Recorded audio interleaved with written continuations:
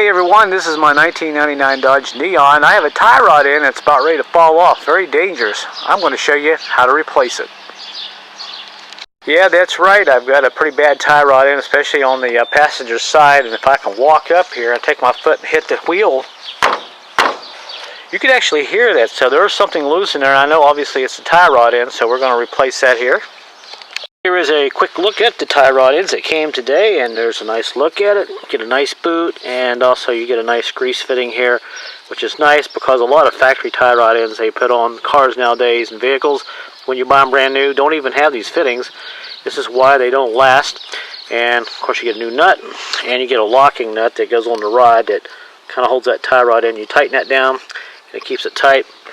And you get a cotter pin here, which is nice, and pretty much we're ready to rock and roll here, so let's get busy. Alright, first thing we got to do is go ahead and pull the e-brake, the emergency brake.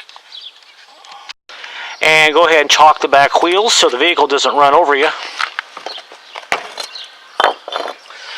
Use whatever you got, as long as there's blocks and chalks back there, it'll work. And go ahead and get your front wheel up in the air with your favorite jack. Alright, and also if you have a jack stand or jack stands, use them because they will save your life. With the jack on the front of the car and the jack stand holding the vehicle up, safety shouldn't be an issue. Now before we take the wheel off, I just want to show you how bad the play is. I can feel it in my steering wheel when I'm driving it. And you can probably hear it. Now let me give you a look at the tie rod end real quick and you can see how bad it's moving. Well, in order for you to actually see this tie rod end, my tie rod end is up here on the back side, up pretty high. I can't get my camera in there, so we'll go ahead and pop this wheel off, and I'll give you a look at it that way. It should still work out.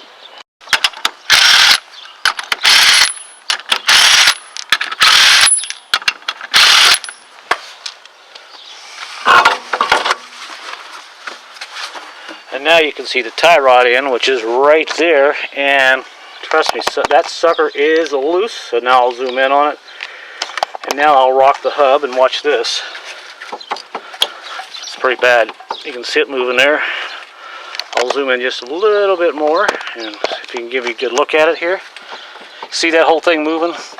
When I was driving down the highway, I could feel it in the steering wheel. The steering would be shaking, and if I'd hit the brake, I could feel it in the brakes, and the whole car would be shaking. So that's what we're going to fix. On this tie rod end, these on these Neons, boy, they can be real difficult to take off because if they're factory and have never been off, you get a lot of rust back here, and you got this nut you got to break loose. But while you're breaking this nut loose, you've pretty much got to hold this inner tie rod in here rod that comes out into the outer tie rod in. So you know, put some grease on there, clean up the threads a little bit with a wire brush, and take your new tie rod in and kind of match it up. Get an idea where it's going to be. Now, since this factory one came with an extra piece here on the end, it's an adjuster. The new one here I have doesn't have that, but it did come with a nut, and the old nut is still on here, so you kind of got to mentally make a note where you want this to go in, the thread in and all that.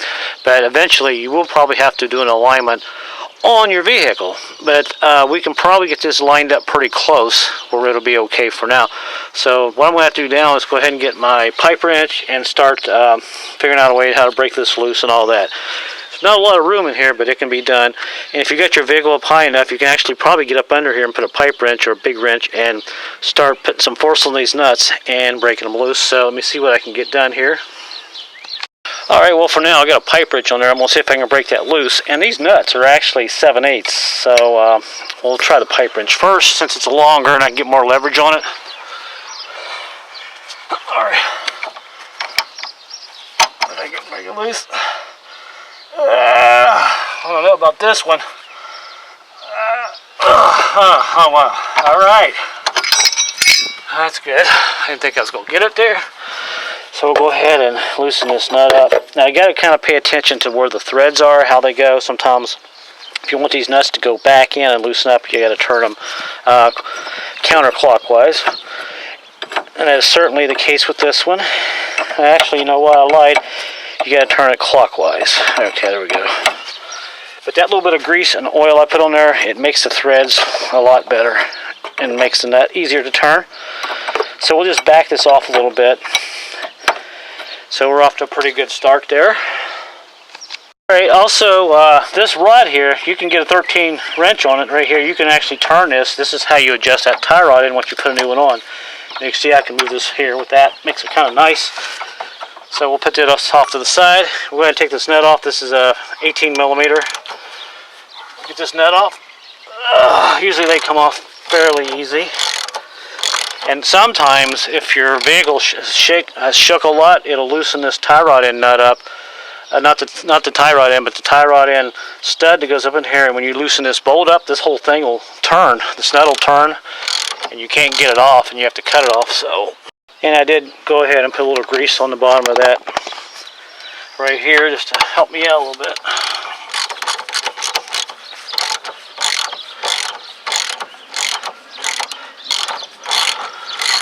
Alright, that's out, off, whatever. And there's the nut. Like I said, it takes an 18 millimeter deep well socket to take that off.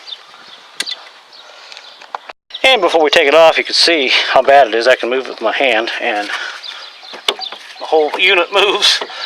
So now in order to get this off, a lot of people will use something like this, a pickle fork. You can go in there and just, bust it loose. But for me, it's faster. Just use a hammer. I will just hit it a couple times.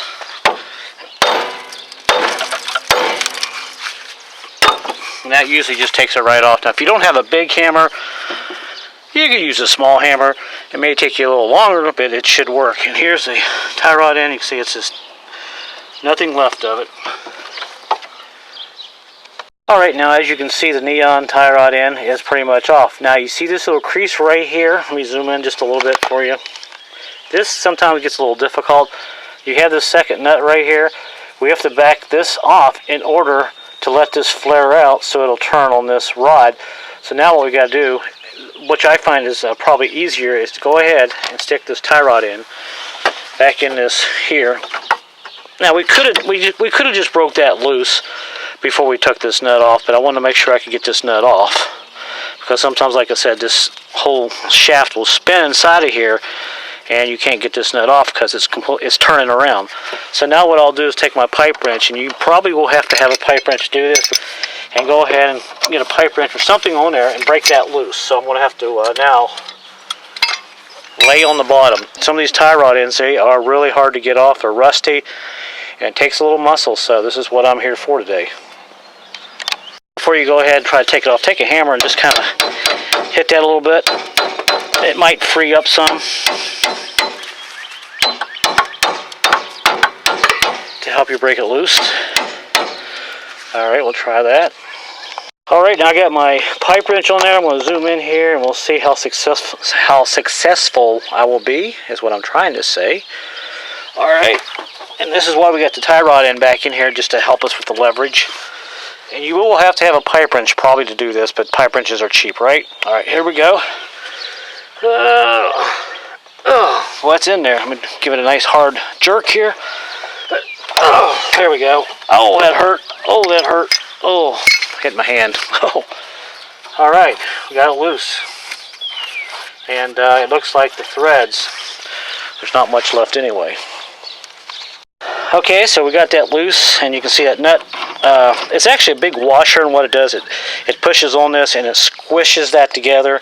That's what holds that tie rod in, makes it tight, which is kind of, I don't like the setup. So what we're doing now, what we got to do is turn this rod next.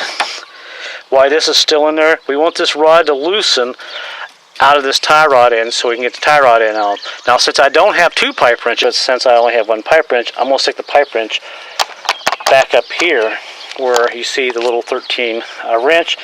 And this wrench is good once you get everything loose to adjust the alignment and all that pretty close until you can get to an alignment shop. So now I'm going to go ahead and get under here, and we'll put the pipe wrench on this, see if we can break this rod out of this tie rod end. And if we can get the rod broke loose, then we should be in pretty good shape. And I did put grease under here in my last two clip, I think you saw. Hopefully that'll help it break free also. Oh, and one more tip before you try to break that loose, take a hammer and go ahead and hit this again.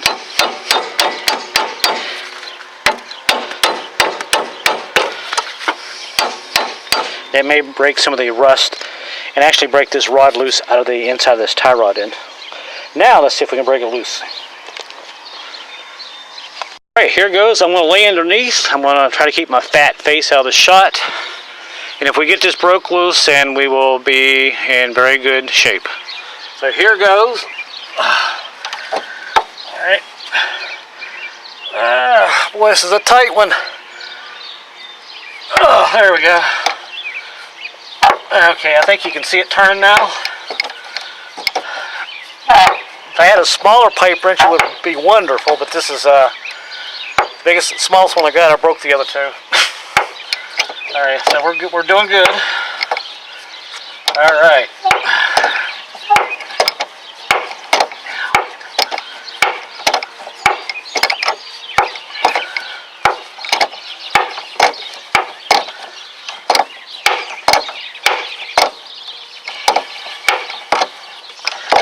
And it's going slowly.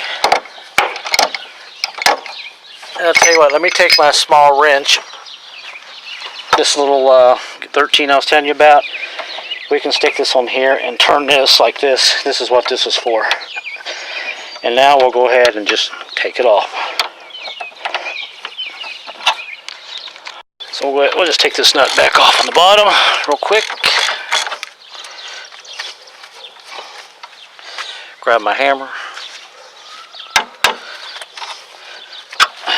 And now you may be able to turn it like this. Be a little faster to get it off sometimes with your hand. And you can see how oily, how rusty it is. Let's put some grease in there. Help it out a little bit. Oh yeah, that made a difference. I think you can still see that. Okay, back up just a little bit. Frame it. There we go. And if you get to this point, then you got it made. For a small tie rod end, these things are a pain in the butt. Alright. Here it is. It's coming. Oh goodness, it's long. Alright, there it is. And here is this piece I was telling you about. That when you tighten this nut up right here, it pushes on this and it squishes this together. Alright, so here is the old tie rod end I just took off with this spacer here. And here is my new one. We'll put them side by side, and you can see there's really not too much difference there. So I'm not too worried about this. I will do my own alignment. I've been doing my own alignments for 40 years. Never had a problem. And I may do a video on that someday if you guys want me to. But you can see they're pretty much the same length and everything, which is awesome. And I couldn't use this on the old one anyway. You see, this is just, it won't fit. So this is what this nut here is for, back here on the back. Let me zoom in. I think you can see that. Right here, this nut on this is what this is for. You tighten this against the tie rod end, and that's what holds it in place and keeps it secure. And this, by turning this rod, this allows the tie rod end to move in and out, and this is how you adjust your alignment. So now we'll go ahead and just stick this on. I'll take my little wire brush, kind of clean up the threads a little bit here.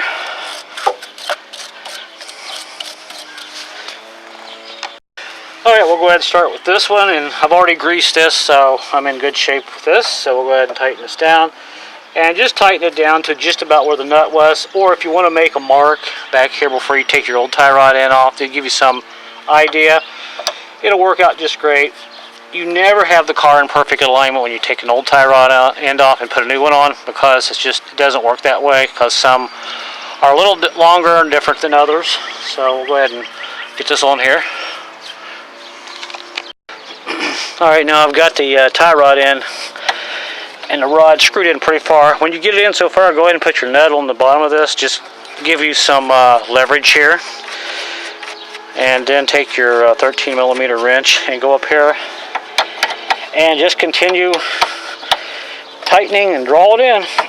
It takes a little while because this is a pretty long rod that has to go back in there.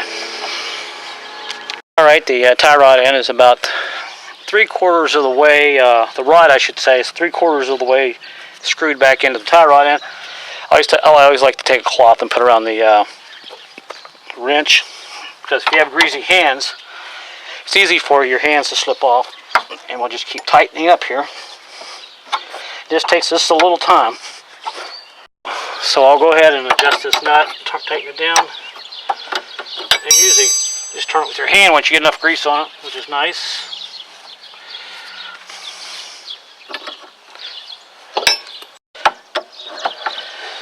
And now I've got the nut pretty tight. Just kind of snug it for now.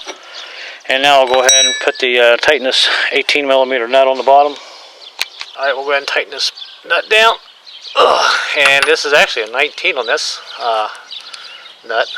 Takes a 19mm and put our pin in. And bend it a little bit.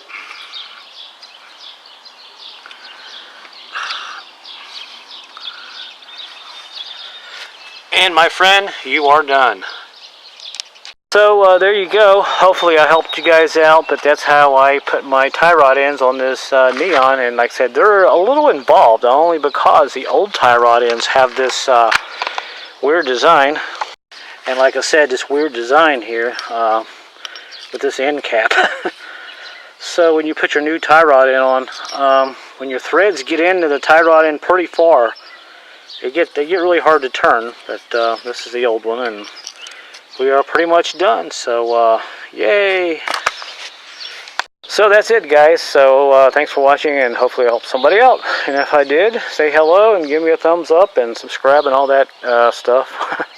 So that's it. And just in time, because it looks like the warm front is lifting north, and it's going to start raining here a little bit. But at least I don't have to worry about my steering wheel shaking and the front end shaking now from that terrible ball joint. So don't forget to grease your ball joints so they will last you a long time.